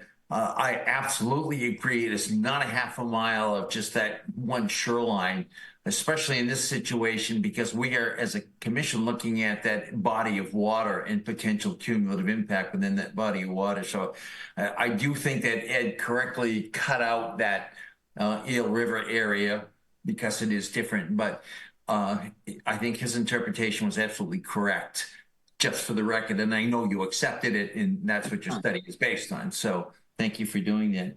The second concern I had, and I hope I'm not misquoting you, Arlene, but I think at the last hearing on this, when we came to those 27 docks or lots that are in the zoning restricted area, your comment was that that zoning had nothing to do with the environmental concerns. It was a political issue. So I kind of get a little nervous that you are excluding all of those 27 lots, and specifically the 12 with no docks that are within that. Third issue, maybe you could comment on this. You talked about the very insignificant amount of additional coverage on the bottom, those pilings. But what about the impact of adding, when you had what, 25 no docks? If all of those added and the seasonals became permanent, what's the potential cumulative impact on recreational fishermen? Just your comments on that issue. Sure.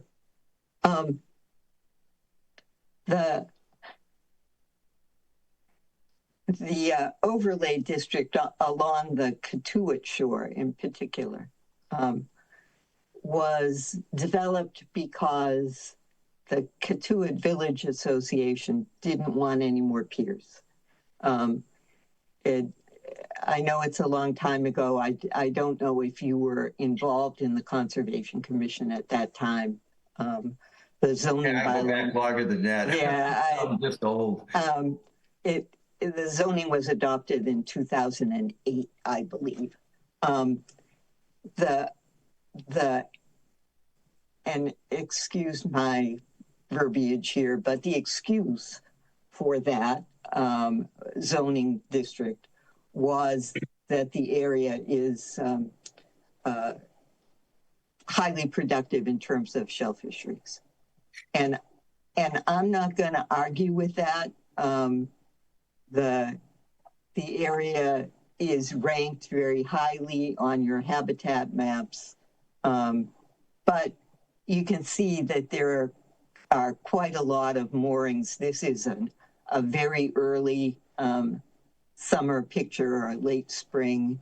There are already a lot of moorings in here, and this photograph is 5 years old, so there are more. So there are a lot of impacts in terms of shell fisheries that go on in that area anyway. But knowing how hard it is to change zoning and knowing the way the Katuitt residents feel about being able to access the shore, I think it is highly unlikely that that zoning is going to change ever, and certainly not in our lifetimes, John. So I don't think there's a chance that any of that's going to ever be an allowable area for piers. And I had the misfortune to have to sit through one of those hearings at the ZBA when someone was asking to get a pier. Happened to be somebody who claimed that there was a handicap, that the person who, and I believe they actually had a mooring, but the person couldn't access the boat from either a rowboat or from the shore because of the handicap. And the Zoning Board of Appeals simply wasn't having any, and voted it down, said the area didn't want piers, there was no reason to give it one, and they did not grant the variance. So I do believe that there is environmental backup, but the reason for the zoning in the first place was political. The area at the north end of Oyster Harbors, that overlay district clearly is resource area relevant. On the other hand, of the 3 parcels that are impacted, 2 of them already have piers. So, and the lot in the middle is owned by one of the people who already has a pier on an adjacent lot. So I don't think that's much of an issue. In terms of access for fishing, let's see. Oops. Sorry if I'm making everybody dizzy. You can see in this picture, the shellfish grants of the Katuitt Oyster Company, they're quite extensive. And so even though the aerial photograph only shows floating bags in a small section of the southerly one, the grants are very large. State regulations say you are not supposed to run a motorboat over a shellfish grant. Right. And the corners of the grants are marked so that boaters are supposed to be able to recognize where the grants are. So a significant portion of that shoreline is already limited in terms of navigation issues. Our site happens to be right in the middle, and part of the reason why we said there were several vacant lots that are probably not likely to be able to get a pier is because the shellfish grants come right up and hard against their shorelines.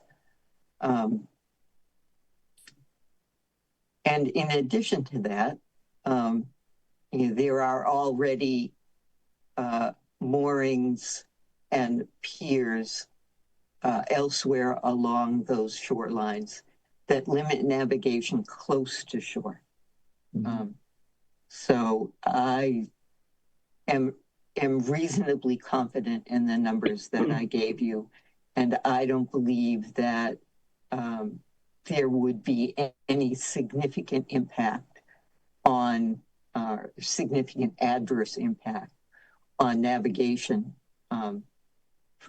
if all of those piers were built. Thank you. Thank you, Arlene. The map that you just show us with the shellfish grant, that one is not in the package. Can you give us a copy of that? I know we can find it, but I just want to make sure that is in our file. Sure. Any other, Pete? Yes, so actually this region of the bays is, I'll give away some secrets. When the herring are running in late April, this is darn good striped bass fishing. And I take my canoe and I launch it at the public launch access area on the west side, and it is great fishing. So I don't need to motor if I'm going over the shellfish grants. I think it is important to say that a homeowner, a landowner, owns to the low water mark. Anything essentially on the water is public access, it's public. And the privilege of putting a dock into public space is the expectation that there is no adverse effect on public activities, whether that's shellfish, finfish, whether it's the intrusion of invasive species that actually have the added benefit of year-round vertical structure. We have one on a court level, just a little bit to the south, maintaining a seasonal pier in this region. I think that the precedent being asked here, nowhere, I've never heard that docks being converted from seasonal to permanent is a benefit or no effect at all. Our shellfish biologist for decades has advocated for, in every instance where actually they don't want docks much at all in productive areas, but where docks are placed, again, by our standards of the Conservation Commission, that seasonality is much more beneficial for, again, I'll have to say it here again, for access along the shoreline, whether you are bull raking or you're canoeing a paddle or you have a small motorboat in an area, or even if you're walking and shellfishing. It's not easy necessarily to shellfish underneath docks.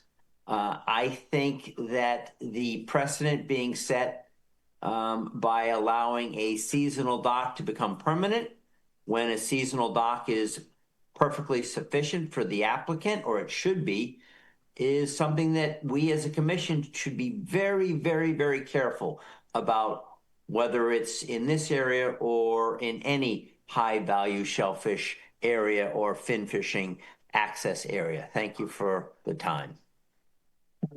Tom, if I Yeah, go might ahead, Arlene.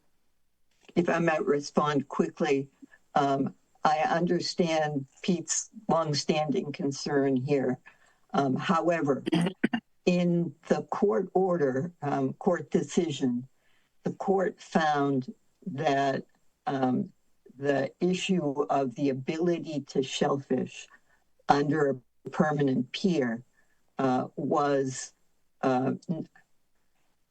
not an adverse impact, that it was easy to shellfish under a pier that was 5 or 6 feet high and only 4 feet wide.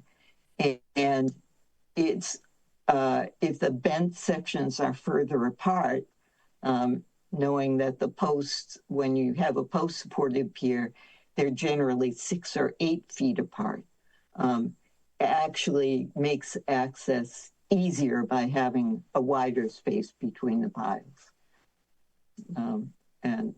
And I can tell you that Tom Marcotti and Ty Ranta years ago both were concerned about people shellfishing along under seasonal docks because they felt they weren't structurally stable enough. But they had no such concerns about shellfishing around pile-supported piers. Thank you, Arlene. Bill? Mr. Chairman? Let me go to Bill first. Yeah, this whole project, I don't know, my gut, it just does not feel right. And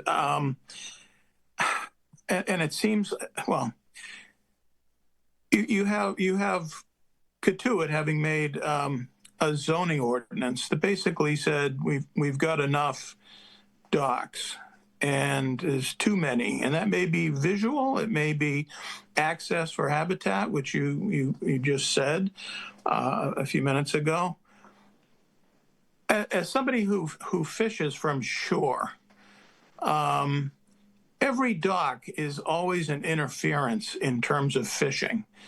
You know, when you're casting from shore, you don't want to get hung up on a dock. And it's real easy to lose a lure doing that. And so therefore, it's more than just 4 feet wide. It's, you got to stay away from them.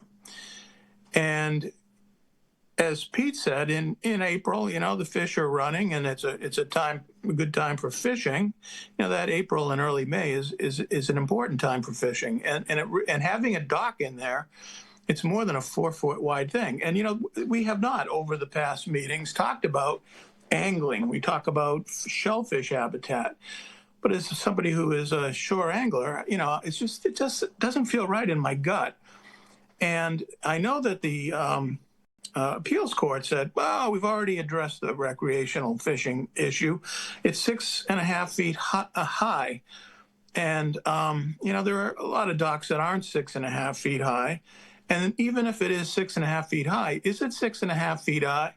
As it extends way out into the water, it may be 6.5 feet high right there on the beach, but then, what kind of clearance is there as you get out there? I don't know. It just doesn't feel right to me. As a shore fish angler, it doesn't seem right, and yet I think you did a reasonable job dealing with the impacts to shellfish habitat. Your quantification is, I can't argue with that. But the whole thing of just summarily concluding that if we end up putting in a permanent dock on every property out there that we could, no problem. It doesn't feel right. That's all I have to say. Thanks. Thank you, Bill. Brian Wall? Yes, thank you, Mr. Chairman. Can you hear me okay? Yes. Thank you. I would like to address comments made by Mr. Sampu and also just made by Mr. Hearn. Regarding Mr. Sampu and the discussion of seasonal piers, I think it's important to remember that this is a remand, and what the appeals court found regarding the commission's decision was that it was ultimately based upon a comparison of the merits of seasonal piers versus permanent piers. And the court said that that was not the right standard. And the court identified the correct standard from your own regulations and your bylaw. And the court articulated that in quoting your regulations as saying, the proper question was whether Mr. Martin provided that the project would not have unacceptable, significant, or cumulative effects on the wetland resource values. So I think we have to look at this project and then look at the resource values and then determine whether or not it has an unacceptable, significant, or cumulative effect. Next, I'd like to turn to your regulations, and this is apropos of Mr. Hearn's comments too. So if I may, just briefly, in 703-5, it says that when a proposed project involves activities in a wetlands resource area, the bylaw presumes that the activity will have a significant adverse effect. But then the regulation goes on to say that this presumption may be overcome by a preponderance of the evidence that shows the activity does not have a significant effect. And then I want to turn to your dock regulations as well. And so in 703-1A through J, the regulations identify all the possible various adverse effects that can be caused by piers. And with regard to Mr. Hearn, if he would refer to subpart J, one of those effects is interfering with intertidal lateral access for recreational fishing and fouling. So this is one of the adverse effects that you determine can flow from a pier. But your regulations go on to say that in 703-1K, it says docks that conform to your regulations can be presumed to minimize the aforementioned possible negative effects. And as the commission is well aware, in 703-4, you set forth numerous siting requirements and design standards. And so the point I'm trying to make here is that you have somewhat laid out the rules of the road. You have identified all the possible adverse effects that flow from piers. You have said, here's how to design a pier. And if you design and site a pier in accordance with our regulations, it is presumed to minimize all of those adverse effects. And so I would argue respectfully that a dock that meets your requirements and is presumed to have minimized effects, that's evidence that the applicant has overcome the presumption of significant adverse effect. And then the last point I want to make is if you segue to your standard, so again, there's a presumption of significant adverse effect. That presumption can be overcome. But to deny the project, it's not just that there's a significant adverse effect. There has to be an unacceptable, significant, or cumulative effect. And again, I would argue that a project that meets all your standards does not present an unacceptable, significant, or cumulative effect, unless there's some sort of unique thing going on at this site, which there's not. So we would respectfully submit we've met your standard and that this proposal should be approved. Tom, can I jump in?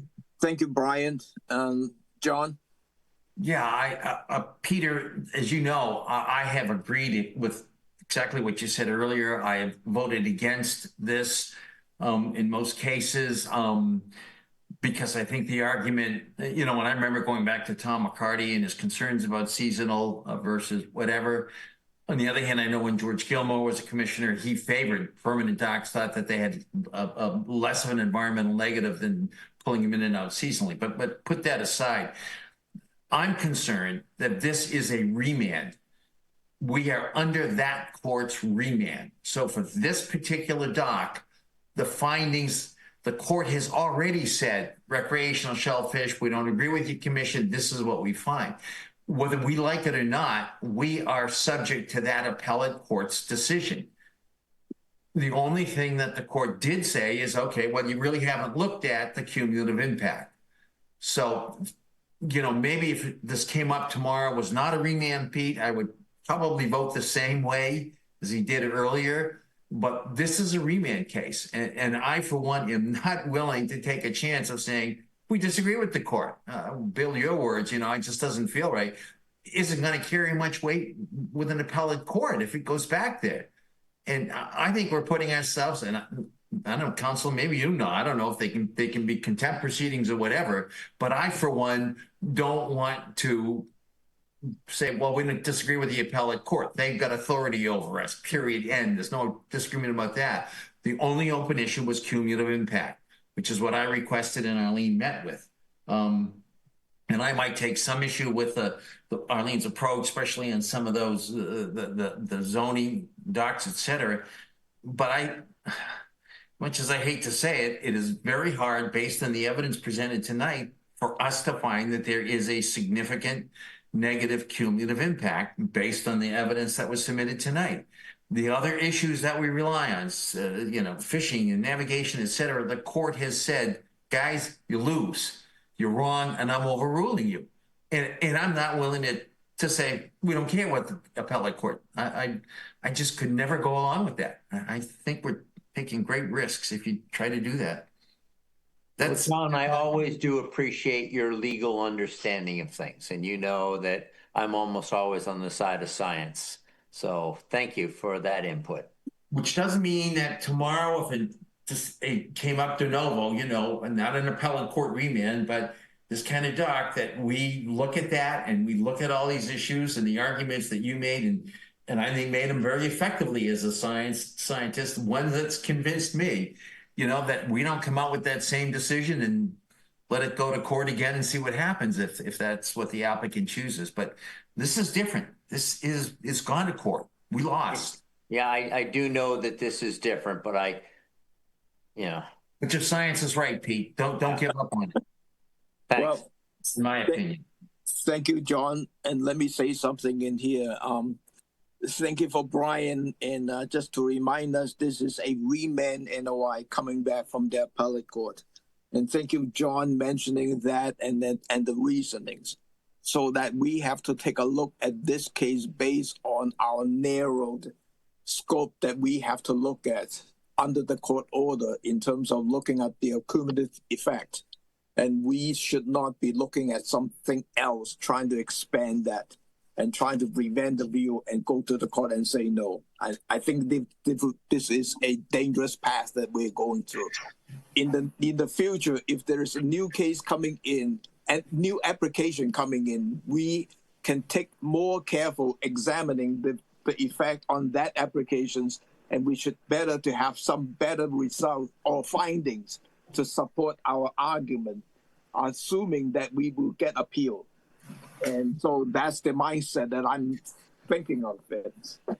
So, and based on the informations, I think it's very difficult to say no in terms of the adverse effect, in terms of the cumulative effect. I think we have enough information on this. So that's my quick comments. Angela. Yeah, mine, I don't want to keep talking, but in my simple way of looking this is a permittable parcel. They're not changing the footprint. We asked them to do the cumulative impact study. They did, and I'm ready to move this forward. So I'm going to vote positive for this. I'm done. Thank you. Thank you. Any other? John, your hand is up. Oh, I'm sorry. No, I'll try to take it down here. All right, it's down. Will be down. Okay. Sorry. Any other question from the commissioner? Seeing none, I don't think I need to go to the public. Can I? Why? This is a remand of a public. Probably no public comment, right? It's a remand. I don't think you need to do that, no, but. Well, we've already been told that there's no public comment on it by. Okay. Could I have a motion to approve this remand NOI as submitted? So moved. Second. Roll call. I may not like it. Tangney, aye. Abadili, Aye. DeMello, He may not have been on this. No, he may not be on the commission. He may not. Sorry, my microphone was off. Aye. Hearn, I'm gonna say a very reluctant aye. I could almost abstain, but I'll say aye. Kashulik, No, Jeff is not, is it? Yeah, I'm on this. I think they all are. Okay. I'm on this. Lee Aye. and Sampu. You're muted, Pete. Abstain. He did abstain. 6 ayes and 1 abstain. Passes. Thank you. Thank May you. not like it, Thank but you. it passes. Very much. We really sincerely appreciate all the effort you put in this and your time. Thank you. Okay. Thank you. Thank you. We have 3 easy certificate of compliance. The first one is Suzanne P. Stickles, trustees, and Albert A. Holmans, the third trustee, SE3-6207. The second one is Scott C. Zipples, trustee, Scott C. Zipples, revocable trust, SE3-5863. The third one is Benjamin S. and Linda M. Butcher, SE3-5776. Could I have a motion to approve? So moved. Second. Roll call. Abadili, Aye. DeMello, Aye. Hearn, Aye. Kashulik, Aye. Lee, Aye. Sampu, Aye. and Tangney, aye. That's unanimous. Our next hearing is 6:30 on February the 3rd. Could I have a motion to adjourn? So moved. Second. Roll call. Abadili, Aye. DeMello, Aye. Hearn, Aye. Kashulik, Aye. Lee, Aye. Sampu, Aye. and Tangney, aye. That's unanimous, Mr. Chair. It is 8:36 Yes. p.m. Good night, all. Good night. Everybody. Thank you.